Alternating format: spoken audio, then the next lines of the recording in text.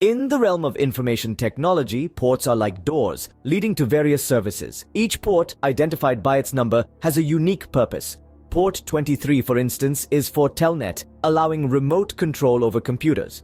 On the other hand, port 25 is for SMTP, used for email routing. Port 80, you ask?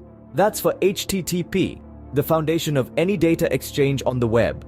And port 443? That's for HTTPS, ensuring secure communication over a computer network. FTP, a protocol for transferring files, uses port 21, while port 22 is for SSH, providing secure channel services. Understanding these well-known ports is like holding keys to various doors in the IT world. Each key, a step closer to mastering the network. For more insights, visit our website at www.batanetworks.com. Unlock the world of IT, one port at a time. Don't miss out. Smash that subscribe button and hit like to keep up with our awesome content.